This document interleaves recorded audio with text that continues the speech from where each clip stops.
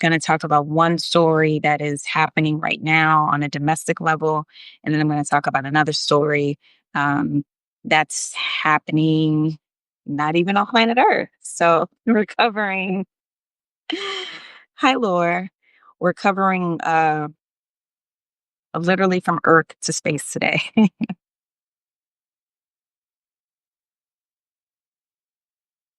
Let a few more folks get in here.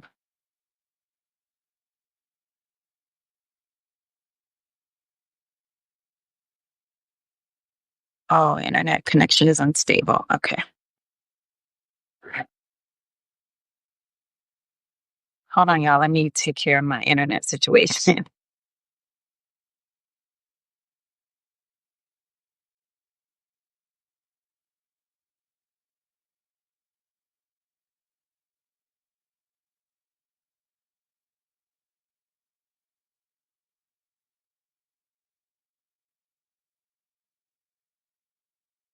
You're on your way to work? Where are you watching from today? Only 34%. All right, I'm going to get started. Hopefully, more people will trickle in. I know it's a Thursday in the middle of people's work days. So I'm going to just go ahead and get started. The replay will be available. So there's one story that's been happening in the background that a lot of amazing people have been working on. It's the story of Kelly Yu out of Arizona. And this is a domestic security, a national security story because Kelly Yu's been detained by ICE. Now, why is Kelly Yu's story any different from people who were being, for many people believe, illegally detained by ICE? The administration says they're not being illegally detained. Kelly Yu came to the United States of America seeking asylum. She was pregnant. She was trying to escape um, if I'm not mistaken, when China had the law in place where women can only have one, where families can only have one child. So she was trying to protect her child in her belly. And so, anyhow, Kelly has been in the United States being a productive citizen for many years. I will actually read you what I have written here in my notes. Kelly's been here for over 2 decades. She is the owner of Koali Sushi in North Peoria and has been in immigration and customs enforcement custody since late May. She is currently being held at the Eloy Detention Center in Arizona and has been ordered to be removed from the United States, despite having no criminal record. Now, here's the thing. Remember, the campaign promise was we're going to get rid of all the bad criminals. We're talking about a mom. We're talking about a business owner of a popular business. It's actually the folks who frequent her business all the time who started this campaign to free Kelly Yu. And so these amazing group of folks who are working behind the scenes brought it to my attention and also to Katie Fang's attention, as we are both in the Persist Network. And so we have been kind of working behind the scenes to, help maybe strategize with some comms approach, which is some communications approaches, which, how to talk to the public about Kelly Yu's story, how to get the public to care about Kelly Yu, and why should the public care about Kelly Yu? Because like many people, many folks who come to the United States looking for a better life and they set roots here in the United States. They build successful businesses. They are productive members of their communities. They are being taken off the streets.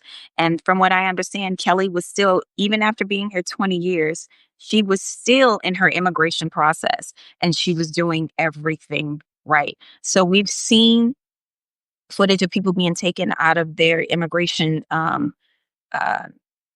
appointments, after they leave their appointments, they are being taken.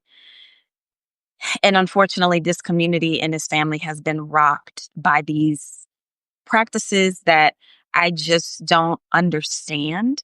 I don't understand how that is going to be better for our economy. I don't understand how that's going to be better for international relations. I don't understand how that's going to be better for tourism. I just don't understand what the thinking is here to be so cruel to folks who have been productive within the American system. The story of Kelly Yu, Katie Fain just interviewed her family. Zeta, her daughter, will definitely touch your heart when you watch it. You can find it on Katie Fain's YouTube. I will also leave a clip. I'll leave a clip on my Substack once this is published. I will provide the clip for you all so you can go watch it yourself and to share it because you have to share Kelly Yu's story. Kelly Yu's story is a lot larger than Kelly Yu. Too many productive people seeking citizenship are being pulled off the streets when the promise was they were only going to get rid of hardened criminals. Kelly Yu is not a hardened criminal. She's a business owner. She's a mom. She's active and engaged in her community. And for what I understand, you walk into her restaurant and you see her bright face, and she's always there to greet people.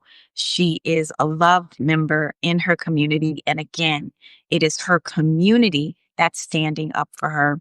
And last thing I'll say about Kelly Yu before switching over to nuclear reactors on the moon is it's a bipartisan effort to help get Kelly out because there is a level of urgency regarding her case. Her family and community are very worried that she can be shipped off to God knows where at any moment. I did hear some rumors that her case was stayed. I haven't heard any updates, so I don't know. Um, but I do know when this story was brought to my attention, there was a level of urgency regarding Kelly Yu's case. And like I said, this is a bipartisan effort. It's a bipartisan effort on the ground. And legislatively, it's also a bipartisan effort. So people understand that this isn't the type of person that you want to have hauled off to ICE prison camps. There are many Kelly Yus, and we have to tell their stories and say enough is enough. Seeking asylum is legal. Seeking asylum is legal. I need people to understand that. Seeking asylum is legal.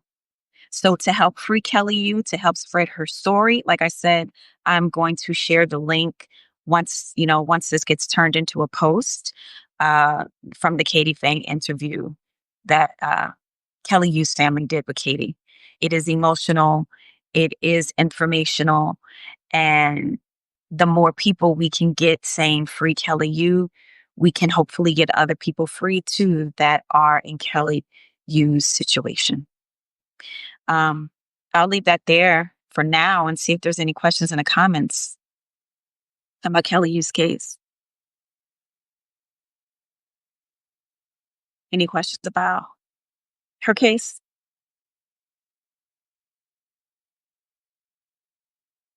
Because I know in this very kind of like polarized moment that we're living in, people, what's so special about Kelly's case? What that makes it different from others? The point is that there are too many Kelly Yus, right? So Kelly Yu happens to be the person um, where her community is rallying around her to make sure that her story is heard. The story of Kelly Yu is important. All right, since there are no questions, I will. So many of you have reached out to me, and I promised like 2 weeks ago that I was going to talk about nuclear reactors on the moon. When the Trump administration, when the acting NASA administrator, Duffy, who's also running the FAA, I do believe, busy guy, announced, by 2030 that the United States are going to have nuclear reactors on the moon. People were like, oh my God, what does this mean? So there are different types of, there's nuclear energy, which is what this is referring to. And then there are weapons, right? And so when you hear the word nuclear, the first thing that you want to go to are the weapons. And um First of all, the first thing to say is 2030 is ambitious. That is an ambitious timeline.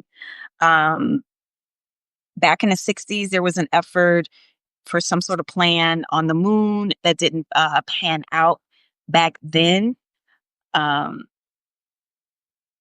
so there isn't, what I'm trying to say, that there isn't really infrastructure right now. So there needs to be infrastructure that needs to be built in order to have a nuclear reactor on the moon, because they want human beings living on the moon, and there needs to be some sort of power source. And the power source is going to come from nuclear energy. So let me just give y'all some facts. All right. The purpose is supposed to be more energy efficient and powerful sources of energy for lunar activities. And this will be essential for powering a lunar base. That's the goal. A lunar base that extracts and refines resources. And then there's also a connection to supporting missions to Mars. And like I said, they NASA set a deadline for 2030 for the reactor to be deployed, and the type of technology that will be used. I'm reading my notes here, so I'm looking to the side, so please forgive me.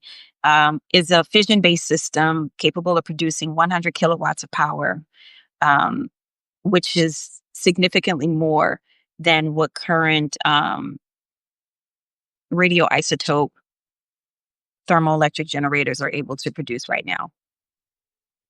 So, is there cause for concern here? So let me tell you where my area of expertise comes in terms of space security and space militarization. One of the issues in space is this idea of lack of verification. And what do I mean by that? So while there are all types of laws and regulations that you must adhere to before you put your toys up in space, there really isn't a verification method to say that what your payload is actually what your payload is. Okay. So, because of that murkiness, when it comes to the kind of outer space rules of the road, right? Laws and regulations. There are laws and regulations, but the problem is no one really adheres to them. There are treaties, there are agreements. The 1967 Outer Space Treaty says there can't be any sort of weapon of mass destruction up in space. There was this major scare. Last year when I was at Department of State, I think it was last year. Time's kind of I was either last year or the year before, there was a huge scare that Russia was actively trying to arm an ASAT with some sort of nuclear device.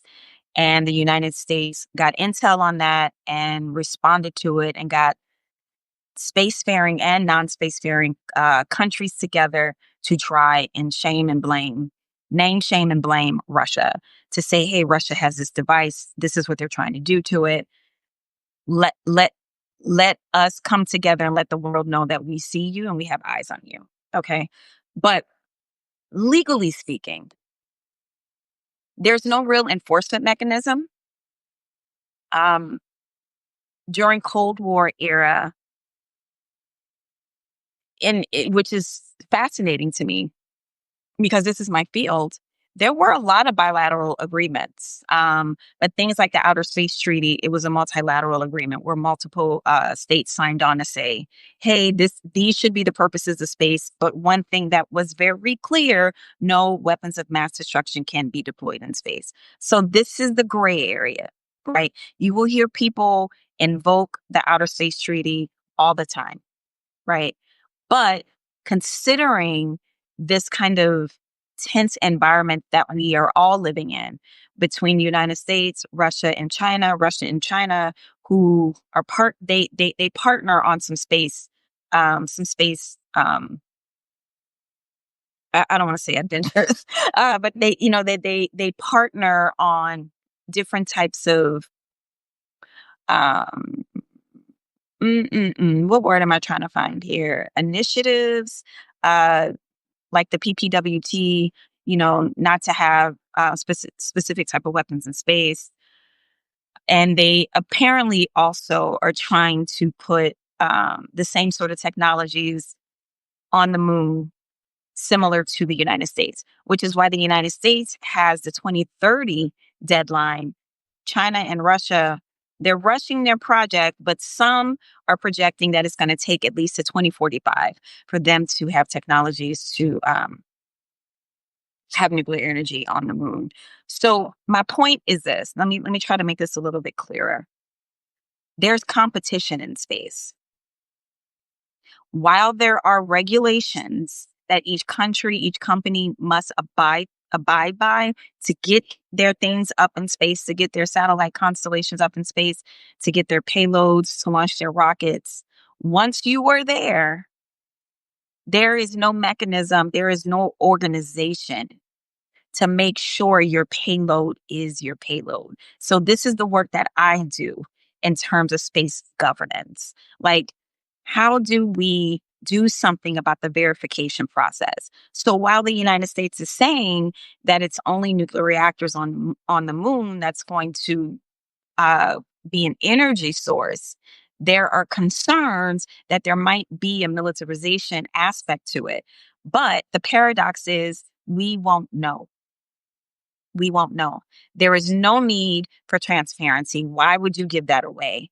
While at the same time, we are in a race for space dominance on the moon and Mars. And because an asset can be a kinetic weapon, an asset is an anti-satellite, uh, it it can be outfitted with weapons. It could actually turn into a weapon itself.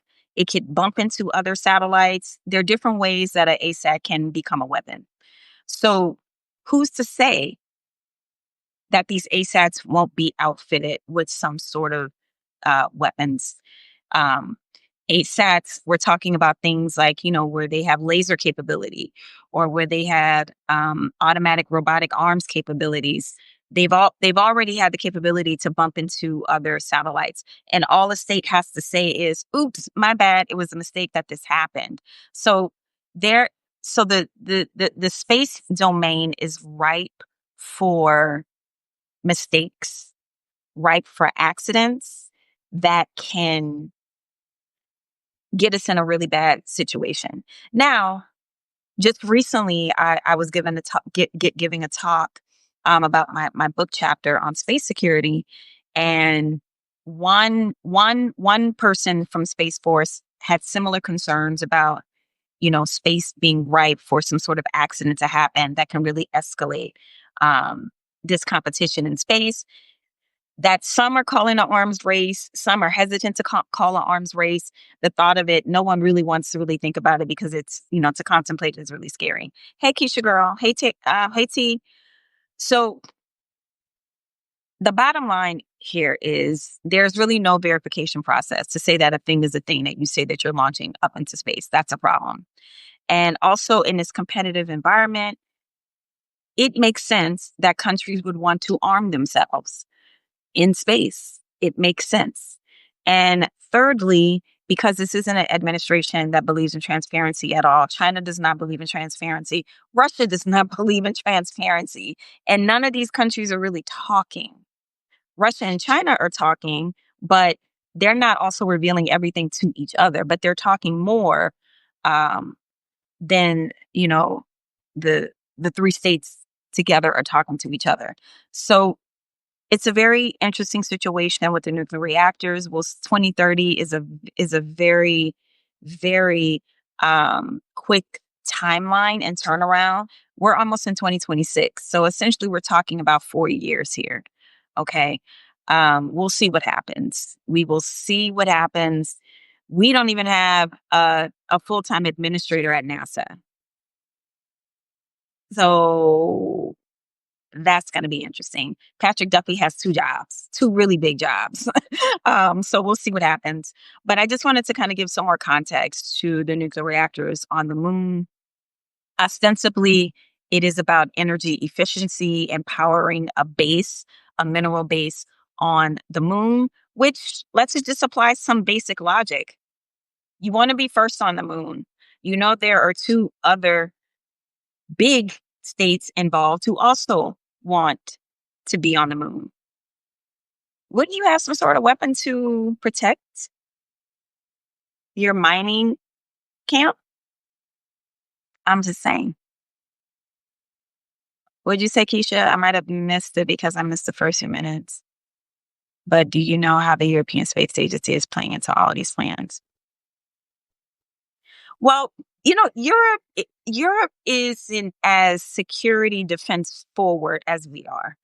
Um, they definitely have different uses of space, climate being one of them, more peaceful purposes. We are definitely security and defense first facing. Um, we have, space as a dual use domain, which is to say we have civilian um, applications and also military applications. And in this environment, our military uses are trumping. Excuse the pun. I did not mean it. I did not do that on purpose. Our military applications are superseding our civil space needs. Interestingly enough, that the reactors are actually going to be part of the Artemis mission, which some view as this kind of return to collaboration, multilateralism.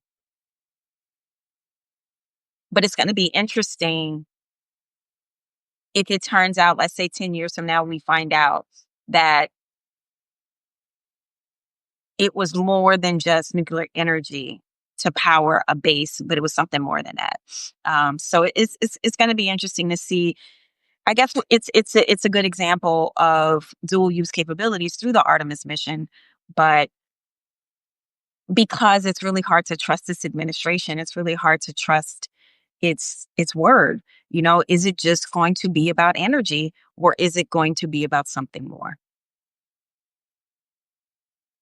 I'm gonna leave it there. If y'all have any questions, throw them in the chat. I am happy to answer.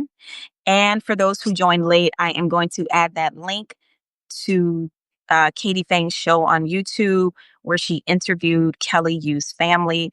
It's an amazing interview. Please share it everywhere you can. We must shed light on Kelly Yu's story.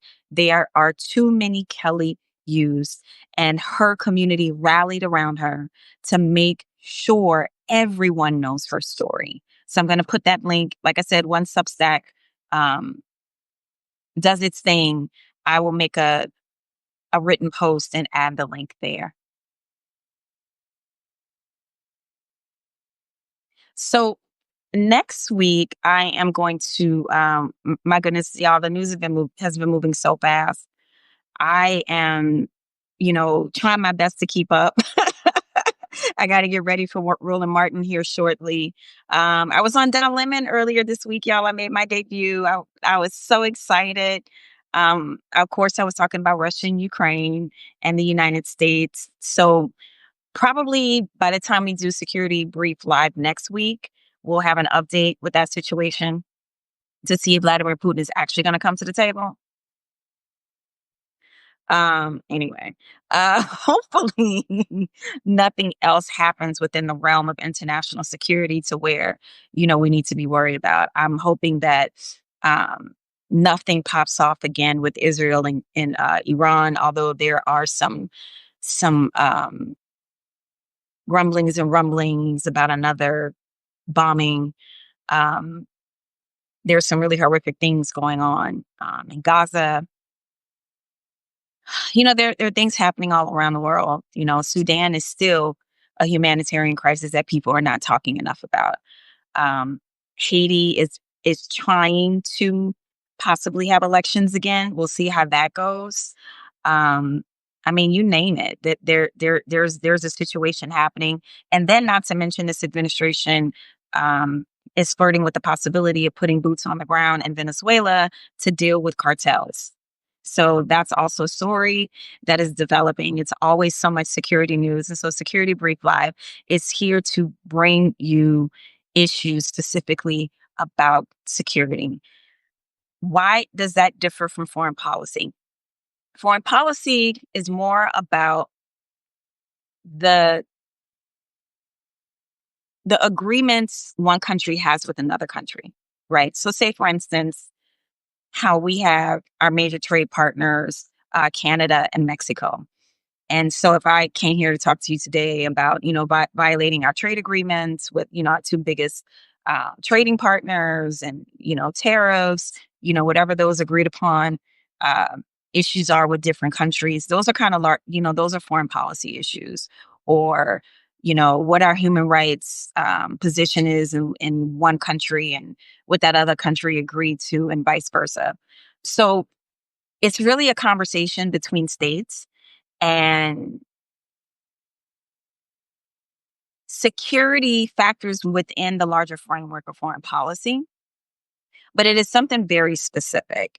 We are talking about things like national security, international security, national security when we're talking about domestic instability. That, say, for instance, with ICE, because, ICE is a federal agency, um, that automatically makes it a national security issue. The administration says that ICE is deployed to shore up our national security, but people on the ground are saying we feel threatened, and ICE is, to a lot of people on the ground, is threatening our personal safety.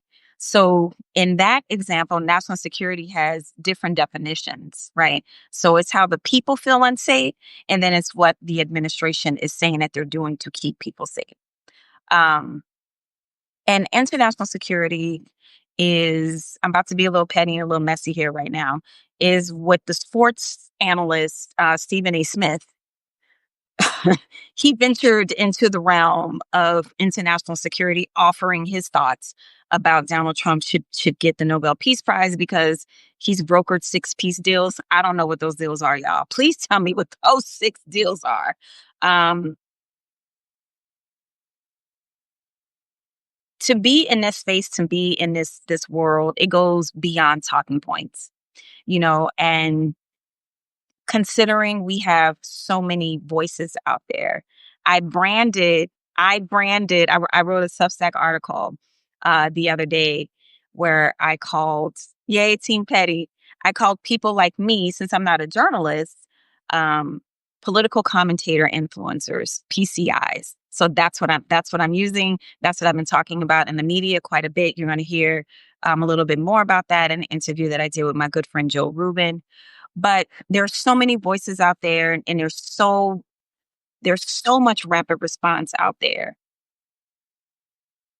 Everyone isn't an expert on all things. And this is why I have Security Brief Live.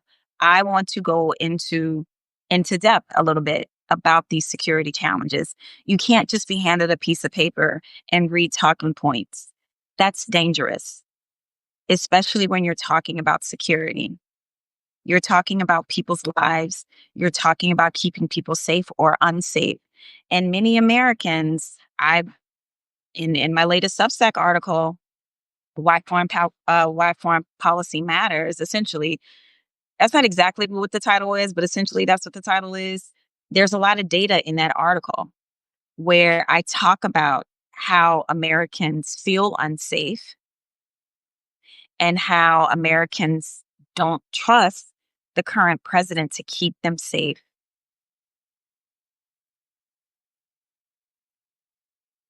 That's important. And I want to make sure that I am one of those reliable voices for you all to be able to trust. I don't know everything. And I think, when you're in this world, people tend to think you know everything. I know what I know. Okay. I know what I know. I know about wars. I know about weapons. I know about treaties and agreements. I know about sanctions. And I wish I didn't know about global terrorism. It's been a while since I've worked in that space, but um, these are just spaces I've been called to work in. So Security Brief Live is here to bring you facts, which is why I'm always going to refer to my notes and maybe look off to the side a little bit, because I want to make sure I'm getting it right. And I want to make sure you all have information that you can rely and trust.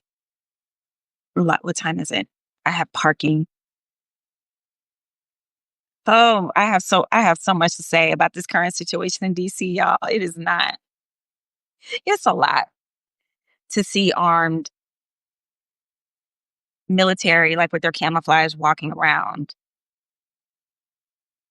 It's just like, viscerally speaking, it's wild to be here right now. So I want to make sure my parking, you know what I'm saying? Like, I'm not violating anything in any way because I don't want to be rustled down to the ground because, I'm 5 minutes late on my parking. That's just how the tensions are right now here. It just feels like that. So anyway, I'm going to end it here. And Substack is going to publish the longer version of this. Thank you all for tuning in to Security Brief Live. I'll be back next Thursday. I'm going to try and figure out a time to make this more regular. It'll always typically before I do Roland Martin, which is at 6 p.m. Eastern Standard Time every Thursday. It'll be between like 2 and 4. That's gonna be the sweet spot. But thank you all for tuning in. I will see you all next week on Security Brief Live.